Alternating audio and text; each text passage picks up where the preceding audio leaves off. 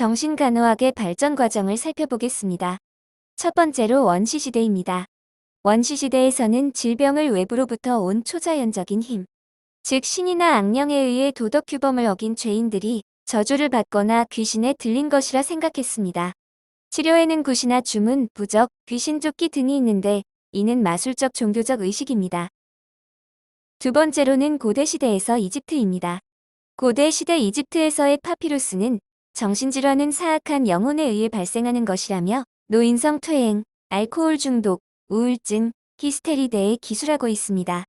또 이모탭은 인간의 죄와 질병 치료가 동시에 해결 가능하다고 말했습니다.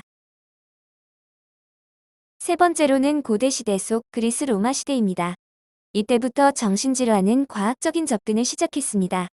히포크라테스는 직접 정신질환을 관찰해 객관적으로 기술하였습니다. 최초로 이상행동에 관한 신체의학적 또는 생물학적 이론을 발전시켰습니다. 히포크라테스는 정신적 질환의 분류를 광증, 조증, 우울증으로 구별하였습니다. 또한 인간 기질의 사체 액설을 주장했습니다. 사체 액설은 혈액, 타액, 황담즙, 흑잠즙이 각각 불균형한 상태에서 질병을 발생시킨다는 주장입니다.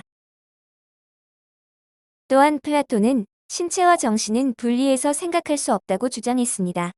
건강이란 정신과 육체의 조화에서 이루어지며 이는 정신건강 개념의 선구가 되었습니다.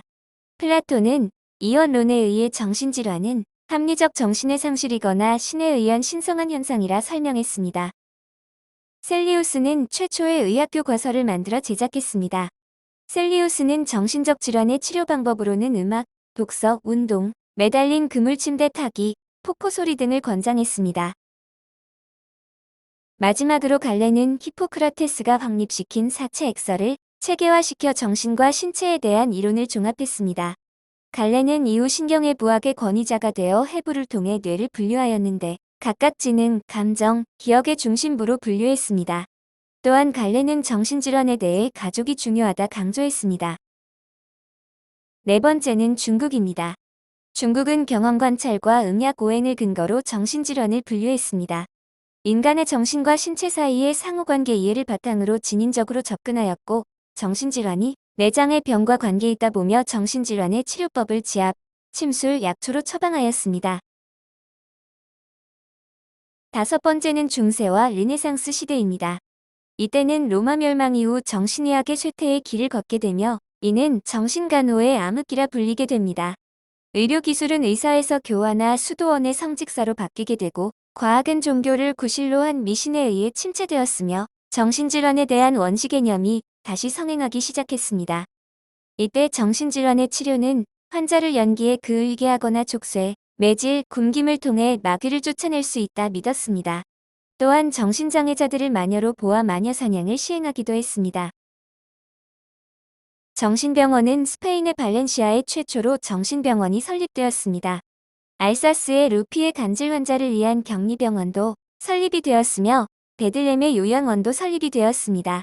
베들렘 요양원은 런던 베들레헴의 성 마리아 수도원으로 이때도 단지 수용되었을 뿐 인간적 대우나 치료는 하지 않았으며 이때는 환자들을 구속하고 격리시켰습니다.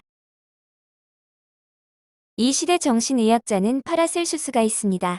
그는 귀신학 즉 악마 연구를 반대하며 자연의 원인으로 정신질환이 생긴다 주장했습니다. 또한 인간이 우주의 축소물이며 환경 안에서 생물학적, 사회학적인 인간관계를 예언하였습니다. 또 신체 자력을 주장해 최면술의 시초를 낳았습니다. 또한 같은 시대 정신의학자인 베살리우스는 신경학, 정신학, 두대고락에 대한 비교 연구를 했습니다. 마지막으로 같은 시대 의의어는 체계적으로 귀신 반박하여 최초로 귀신학에서 심리학을 분리했습니다. 또한 정신과 환자의 인도적, 의학적 치료를 강조하며 치료관계의 중요성 인식을 하며 친절 신중한 관찰, 자애로운 태도를 강조하였습니다. 웨이어는 근대 정신의학의 창시자로 알려져 있습니다. 여섯 번째로 17, 18세기입니다.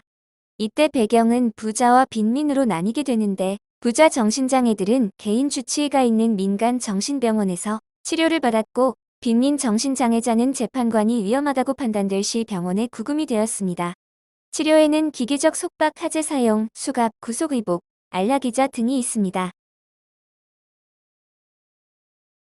18세기 말에는 18세기의 프랑스 혁명과 계몽 철학의 영향으로 정신의학은 정신질환에 대한 종교적 영향과 전통적인 믿음에서 벗어나 이상적 믿음으로 대체가 됩니다. 정신병원 입원 환자들의 환경이 대중의 관심을 받아 인도주의적인 도덕적 치료를 시작하게 됩니다. 이 시대 정신의학자 중 한 명인 윌리엄 듀크가 있습니다. 그는 요크 요여양원을 설립하여 과학적 치료를 시행하였습니다. 이때 철제 수갑 사용하지 않고 오락, 종교, 다거에도 치료의 한 방법으로 사용했습니다. 또한 윌리엄 듀크는 공공기관에서 정신병자에 대한 인간적 처우의 기준을 설정했습니다.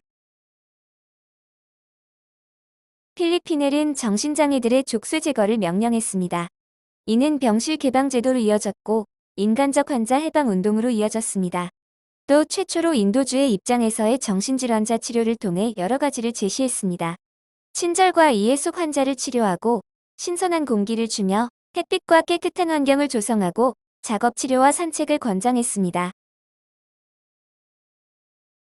마지막으로 도로시아는 환자에 대한 대우와 지저분한 환경 개선에 앞장을 서서 지역 사회 여론의 변화를 촉구했습니다. 일곱 번째로 20세기입니다. 이 시대 배경은 19세기 전반적 과학의 발달과 함께 모든 질병의 연구에 있어 임상적 및 병리학적 방법이 등장하기 시작합니다. 에밀 클레펠리는 정신질환을 원인, 발병 기전, 병리, 임상 증상, 경과 및 예후별로 기술하였습니다. 또 프로이트는 인격 형성의 발달과 이해를 위한 기초적인 이론과 정신분석 요법을 연구하여 체계화하여 정신분석 이론을 체계화하였습니다. 또한 무의식 자유연성법, 꿈 분석으로 정신분석 치료법을 개발했습니다. 블루일러는 조현병의 용어를 처음 사용했습니다. 설리반은 인간관계 중요성을 강조하며 대인관계 이론학파를 자립시켰습니다. 아돌프 미히어는 정신생물학의 창시자이며 정신위생운동의 과학적 기초를 마련하였습니다. 페플라우는 정신간호사의 위치를 명백히 밝히며 설리반과 메이의 이론을 바탕으로 자신의 임상 경험을 더해 전반적인 간호 실무와 정신건강간호에 적용할 수 있는 인간관계 이론을 제시하였습니다. 린다 리차드는 최초로 교육을 받은 미국의 정신간호사입니다.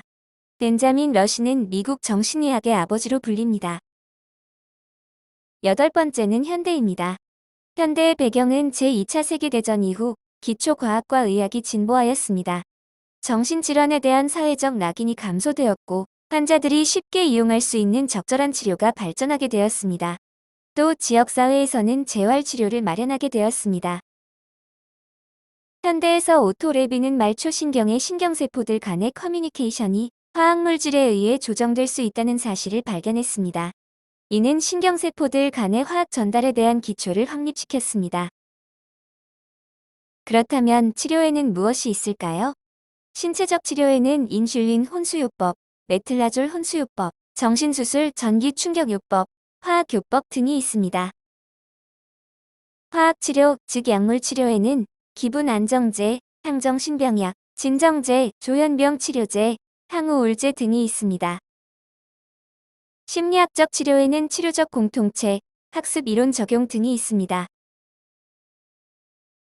이것으로 정신간호 역사에 대한 발표를 모두 마치겠습니다. 보이스는 네이버 클로바 아이 더빙, 클로바 더빙을 사용했음을 알립니다.